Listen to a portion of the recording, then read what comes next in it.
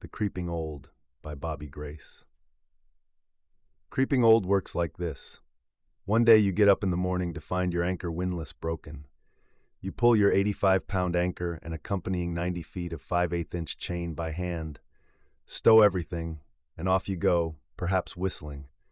The very next day you get up in the morning to find your anchor windlass broken. You pull your 85-pound anchor and accompanying 90 feet of 5/8-inch chain by hand, and along with it, you pull a hernia the size of Cleveland. Here's what I think happens. While we're sleeping, maybe enjoying dreams involving ice cubes and Jennifer Lopez's nipples, stuff is breaking down, falling apart, flaking off like the rusted undercarriage from an old farm truck.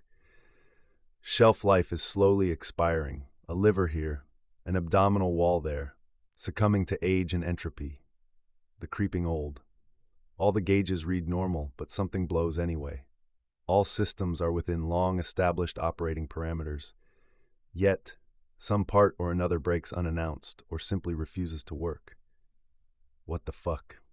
I was walking with a friend once. He had two perfectly good knees all the way up until that day when, de repente, his left one just quit working and down the side of the mountain he went. It sure was something to see. If anybody asks, creeping old is funnier when it happens to somebody else. His jaw also quit working for a while, but that wasn't from the creeping old. That was from him smacking his face into a tree on the way down. I'm not trying to freak you out about any of this. I'm just warning you about the shit that happens if you keep on not dying every day. In my experience, a guy's first warning of the onset of creeping old usually involves some kind of pain and a great deal of surprise. Like, hey, I just did this shit yesterday. Why is pain suddenly involved? Shouldn't there be a check engine light or something? Give a brother a warning. It may sound like I'm complaining, but I'm not. I'm working with some old equipment here. A guy only knows that he can do a thing or not do a thing by attempting it. There's no shame in not being able to do it. It's the way things work. There have always been limits. Creeping old reminds us there will be more. We are adequate all the way up to the day we are not. A guy doesn't know when that is until that day, presumed terminally capable until proven otherwise. It is a thing that makes life here in the jungle appealing to guys like me. The opportunity to test oneself daily, to prove oneself still capable, or to discover when one is not. As Candy Kane said, how can you know you've gone far enough until you've gone too far? That'd be Candy Kane, the adult film star, who turned out to be a fairly ass-kicking rock and roller. I saw her show in Tallahassee once when she was still slinging guitar. Got laid that night, too. Not by her. Although, the writer in me recognizes that would have made a way better story. Regardless of whether a guy has slept with a former porn star or not, creeping old is going to catch up with him sooner or later, smack him across the face like he was a street punk, leap up out of the water or jump from the jungle canopy in ambush, smiting his ass and leaving him confused as to how such a thing could happen. Everything was working okay just a minute ago? I know one guy who had a whole eye go out on a storm passage into Panama, the busiest shipping lane in the Americas. He just up and lost vision in one eye. 1 minute that eye worked, the next it didn't. He said there were more boats around than one eye could handle. He'd been accustomed to two eyes all the way up to that point in his life. Then, wham, out goes an eye, didn't see it coming, hit by creeping old. He said it hurt some when it happened, but, on the upside, he got to wear an eye patch for a while.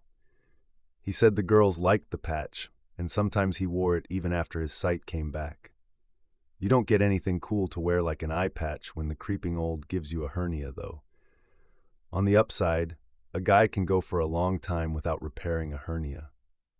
All the way up until that hernia is poking so far out that it's starting to make his dick look small. No man is going to put up with that. Making his dick look small, I mean, time to take action. Don't judge. We only trim our pubic hair because some girl told us it makes our dick look bigger. Which brings us to another thing a guy ought to be genitalially aware of as creeping old sneaks up on him. For some reason, a man's balls start hanging closer to the floor. Maybe it's because his thigh bones are getting shorter. I don't know. That's just one theory I've got. But prepare yourselves for a shock. It's real. Girls, if your man is really old, You might want to give him a coaster or something if you have a hardwood floor. Anyhow, I don't want to sound like I'm bragging or anything, but because of that recent hernia operation, my nutsack has had a facelift. Don't ask me to explain it, but whatever they sewed in hoisted my balls up several centimeters, with the whole scrotal danglement drawing itself up around them like testicular shrink wrap. It wasn't something that I asked for or expected, but being able to lift the plump river maidens in and out of the cayuco again, and receiving a surprise, brand new youthful-looking nutsack at no additional cost gives a bit of a bonus feel to the whole creeping old situation, if you ask me. I think somebody ought to mention the cosmetically enhanced nutsack in the hernia brochure. I'm sure it would improve sales. I would have fixed my hernia a lot sooner if I'd have known it came with a new, youthful nutsack at no extra charge. In my experience, a hernia operation consists primarily of taking a localized source of minor discomfort that makes your dick look small, turning it into knee buckling pain, then spreading that pain around to be enjoyed by the entire abdomen.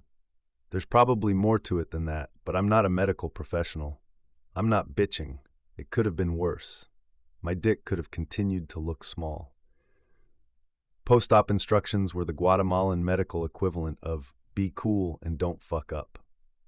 I was and didn't. Everything worked out this time. I've got a smaller anchor, a better windlass, and a cool-ass piece of Kevlar where once muscle and abdominal lining were sufficient to hold in all the viscera attempting to escape to make my dick look small. It worked out okay all the way around. I'm good. At least until the next attack of creeping old shows up.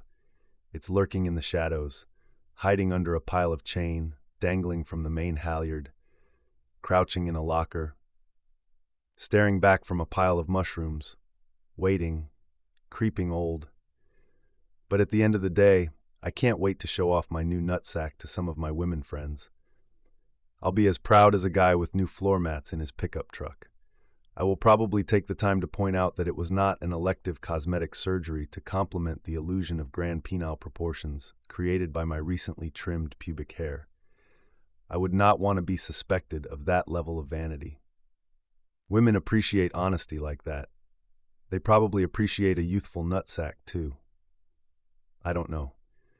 This may be but a lone man's voice in the darkness of ignorance, but when you come right down to it, a youthful-looking nutsack seems a fair payoff for the hassle and discomfort that came along with my turn dealing with creeping old and, if you ask me, way cooler than an eye patch anyway.